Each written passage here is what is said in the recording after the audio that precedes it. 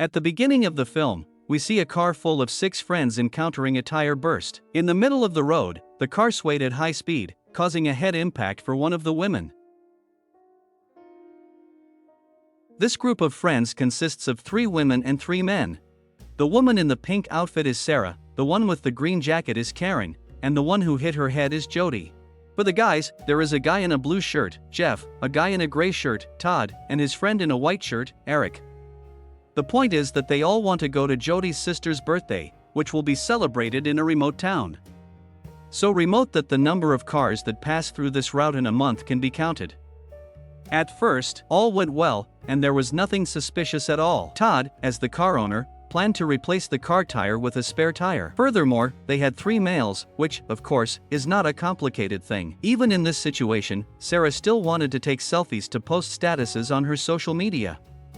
However, because of the remoteness of the location, obtaining a proper signal was quite challenging. Out of curiosity, Karen walked in the opposite direction for 3 meters, and her signal was just detected at that point. Jody and Karen took cover behind the car a few minutes later because the weather had become too hot. Eric, on the other hand, wanted to pee and headed directly to the bushes. Todd, the car's owner, was too busy with Sarah and let Jeff change the tires himself.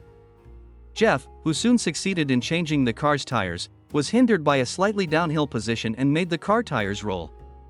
As he picked up the tire, Jeff accidentally saw a bullet in the middle of the road.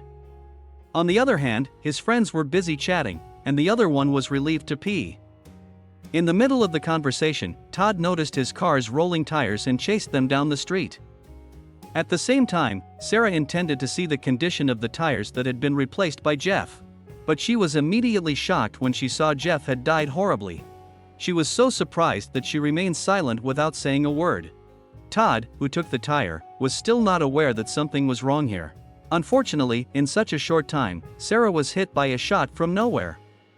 Karen and Jody were also still not aware that they were being pursued by a threat. At that moment, Sarah's eyeball had been pierced by a bullet, and at that very moment, she was hit by another shot. From there, Karen saw the situation around her and didn't know where the bullets had come from. Without any delay, she immediately shouted and told her friends to take cover behind the car. Todd, who was still unaware, was not alert and was shot in his left shoulder. Meanwhile, Eric, who did not have time to approach the car, had to take cover behind a tree trunk. They were being shot at non-stop and could only take cover behind the car.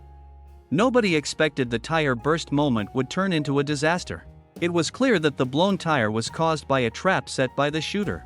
An hour later, they began to be confused in their entrapment.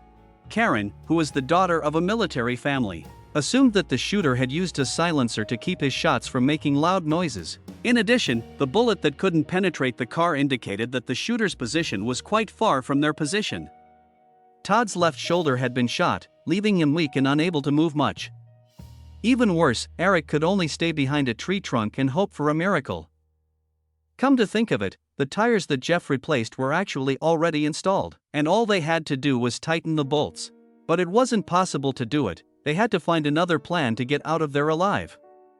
Not long after that, Karen said that in the opposite direction, which was 3 meters away, she still got a signal on her cell phone at that position. Then, Todd, who tried to extend his hand, was immediately given a stick by Jody from her pocket. Before that, Karen also set up Google Assistant to immediately call 911 if there was a signal. Without hesitation, Todd immediately pointed the phone and got a signal. Unfortunately, the moment Karen just screamed to call 911, the cell phone was shot by that long-distance psychopath. The second plan was for Todd to make the car's gear into neutral so that the car could be pushed back to a position where it gets a signal. They set up a formation where Jody was on standby in the front position to record the source of the shots, while Karen was in the rear holding a fake scarecrow. Todd would try to open the car door and shift the gears into neutral. At that moment, the scarecrow was shot, and then Todd got into the car while trying to attach the keys. But due to being shot continuously, he needed to hide first and didn't have time to change the gear to neutral. The good news is that Jody was able to track down the source of the shot. And it was discovered that the gunman was hiding in a tree. It was obvious that someone with a sniper was hiding in that tree. What this person means is also unclear, but it is clear he has been in that tree for such a long time. Then, Todd, who was still not able to change the gear into neutral, tried to find protective equipment. Luckily, he saw his toolbox in the back of the car, and at that moment he was determined to take the box. Todd, who managed to get the toolbox, immediately made the iron cover as a hand protector. On the other hand, Eric could only surrender and did not know the plans of his friends.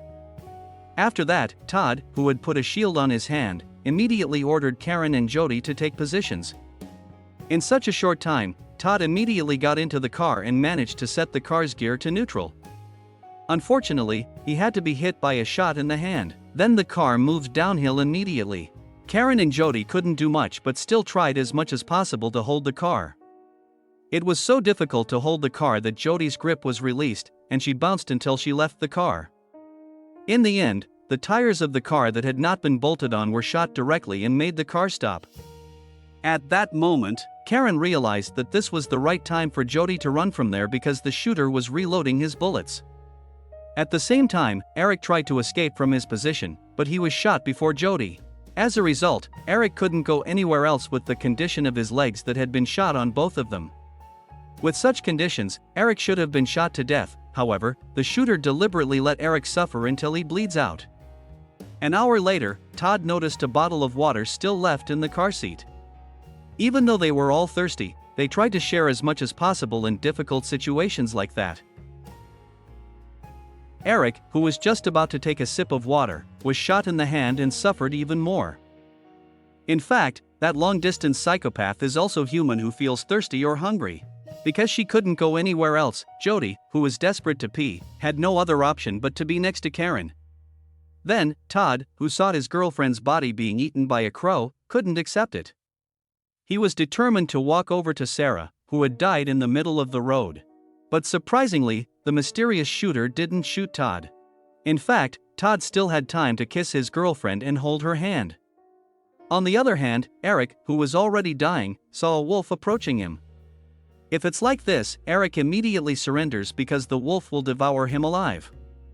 Meanwhile, Todd, who challenged the shooter, accidentally saw a passing car from a distance. Of course, this is a rare occurrence with such a small chance. Unfortunately, Todd was shot at that point, causing the wolf not to eat Eric. Todd had no choice but to die right there, in front of his girlfriend's body. At that moment, the car's driver saw Karen and Jody waving. However, the woman's hand was shot, and the bullet went straight through her ring finger. As a result, blood splattered all over the place. It became even worse when the steering wheel became uncontrollable. Then the car crashed into Todd's car that was in front of him, causing Jeff's head to fall off his body. As a result, Karen and Jody's only hope vanished in an instant. The woman who was driving the car started to wake up. However, not long after that, she was hit by several shots from the shooter. Here we can also see the man who tries to save his thrown daughter. Karen and Jody keep yelling at him to stay covered behind the car. At a moment like this, Karen told the father to call 911. Apparently, the position of the father was already in an area that received signal coverage. The shooter, who didn't know where the father was, started shooting at a car's tank until it leaked.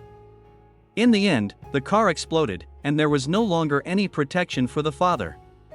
You can see for yourself, slowly, the father had to die with a burning body. Meanwhile, across the street, the daughter was still awake, full of wounds. The moment she just woke up, the long-distance psychopath shot the daughter's head until it burst. From these few minutes, instead of getting better, Karen and Jody had to watch death after death, which got worse. They were also confused about how to avoid that long-distance psychopath. Even the assistant's car could not cross this road. Until finally, Karen ultimately came up with a plan, and the two of them must act once nightfall. Karen said that the shooter's sight would be more difficult when there was smoke at night. As night fell, the mysterious shooter continued to monitor the location and didn't miss a second. Then, Karen, who was ready with a cutter, planned to tear some of the seats in the car. On the other hand, Jody took a bottle of gasoline, a bag containing clothes, and a drink box that she found in the back trunk. Luckily, there were still 2 drinks in the box, and they drank them immediately. After that, Jody took t-shirt after t-shirt that was in the bag to be used as an emergency mask. Without delay, Jody immediately poured a bottle of gasoline into the car seat, and Karen set fire to the newspaper with a lighter. In the end, the car started to catch fire and release smoke. However, the smoke still wasn't enough to give them a chance to escape. From there, the appearance of the smoke made the long-distance psychopath start to get annoyed because his visibility was getting unclear. But suddenly, Karen saw a police car approaching their location. This indicated that the 911 call that the father made had been successfully connected and traced. In fact, the police also brought 2 snipers who were ready to spy on the shooter's presence. Then, the police, who had just arrived, realized that the situation at this location was not good. Therefore, he asked the state police for additional assistance. But again, the jaw of his mouth was hit by a shot from that mysterious person right then and there. Unfortunately, the policeman was lying in the position of the driver's seat, and he accidentally stepped on the pedal at the car. From that opportunity, Karen immediately asked Jody to run, but Jody refused because she still didn't have the courage. Like it or not, Karen had to run alone, and unfortunately, the smoke was starting to thin out. At that moment, she was shot and died on the spot. Now, the police, who had been 4, had now become 2 people. At that time, Jody was determined to run to the police car, which was not far away. At that moment, there was a shootout in which the mystery shooter was clearly better than the police. Then, Jody, who had no other choice, immediately took the police car. She planned to crash into the only tree that the shooter took as cover. Amazingly, Jody managed to do this and made the shooter fall from the tree. Jody immediately woke up and tried to pick up the fallen rifle. Meanwhile, the shooter kept trying to cut the rope that tied him to the tree. From here, you can see for yourself the figure of the mysterious shooter. This person really didn't have anything to do anymore and was on the tree waiting for the victim. In fact, throughout the film, we're not told who he actually is. The urgency of this situation made Jody scared and rushed. At that moment, she shot the man many times until he died on the spot. Still not satisfied, it took Jody one more shot to shoot the mysterious man in the head. However, while reloading the bullet, the cock of the gun suddenly stuck. Like it or not, Jody then hit the man with the tip of the gun until his face was destroyed. Then Jody saw some scratches on the rifle. You could say this line marks how many victims have been shot dead on this road. As a farewell, Jody wanted to hit the man on the head one more time, but unfortunately, the gun cocked and shot Jody in the neck. It's really irritating to see this. If I may give a suggestion, it's better if the scene is cut when the shooter is dead. Well, after all, if you're going somewhere, figure out which road you'll be crossing.